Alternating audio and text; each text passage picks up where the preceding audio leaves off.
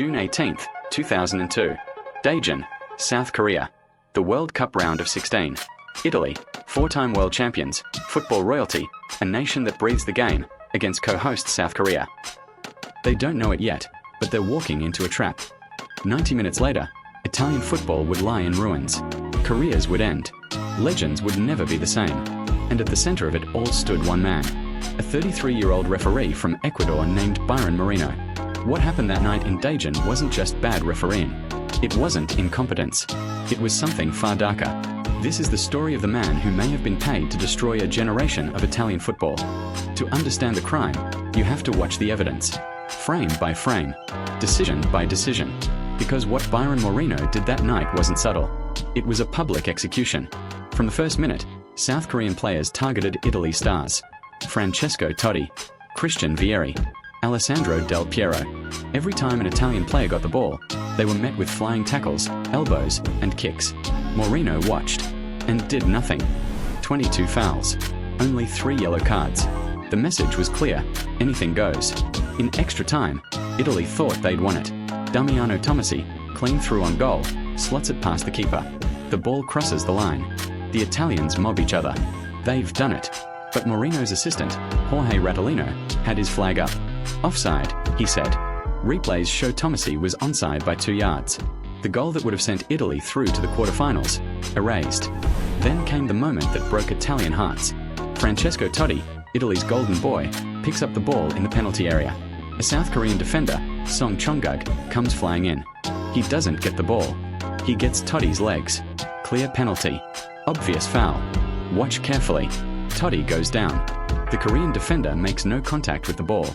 Every referee in the world gives a penalty. But Byron Moreno shows Totti a second yellow card. Diving, he says. Simulation. Francesco Totti, one of the greatest Italian players of all time, walks off the pitch in tears. His World Cup is over. His career forever stained by a decision that had no basis in reality. Minutes later, South Korea score the golden goal. Italy is out. The biggest upset in World Cup history. The stadium erupts. Half the world celebrates. But in Italy, a nation weeps. Not just because they lost, because of how they lost.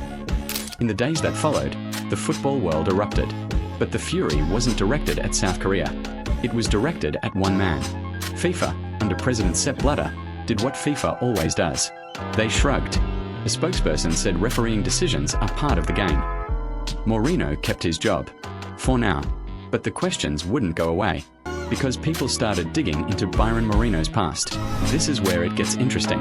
Years later, documents emerged. Wiretaps. Testimony.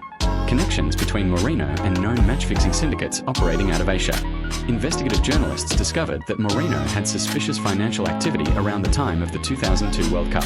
Deposits that didn't match his referee salary. Trips that couldn't be explained. And a pattern of bizarre decisions in other high-profile matches that followed the same script. In 2010, Italian prosecutors opened an investigation into the 2002 match. They couldn't prove Moreno was directly bribed. The statute of limitations had expired. But their findings suggested the fix was in. The total sum allegedly paid to ensure South Korea's victory? Estimates range from $50,000 to $1 million. Moreno, for his part, has always denied everything. But he's also given interviews that make you wonder. When asked about the Totti red card, he once said, "I saw a dive. I still see a dive. I sleep perfectly at night." Then he smiled. That same cold smile from the night in Daejeon. But here's the thing about corruption. It has a pattern. And Byron Moreno's pattern was just getting started. A year after destroying Italy's World Cup dreams, Moreno was back in the headlines. This time, in his home country of Ecuador. He was refereeing a match between Liga de Quito and Barcelona SC when he added 13 minutes of stoppage time, 13 minutes, allowing Barcelona to score 2 late goals and completely change the result. The Ecuadorian Football Federation had seen enough. They suspended him indefinitely. An investigation followed. They couldn't prove match fixing, but they knew.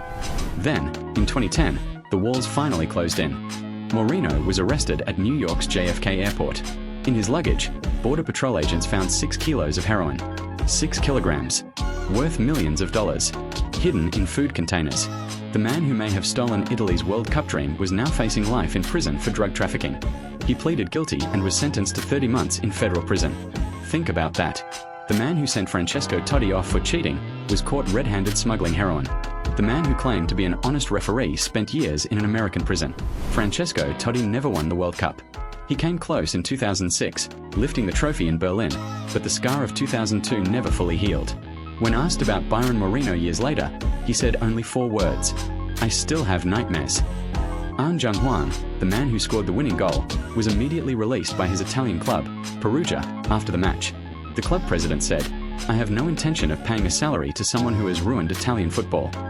Byron Moreno was released from prison in 2014. He returned to Ecuador, a ghost, a footnote in history. He rarely gives interviews. When he does, he says the same thing: "I was a good referee. I did my job. The world just didn't understand."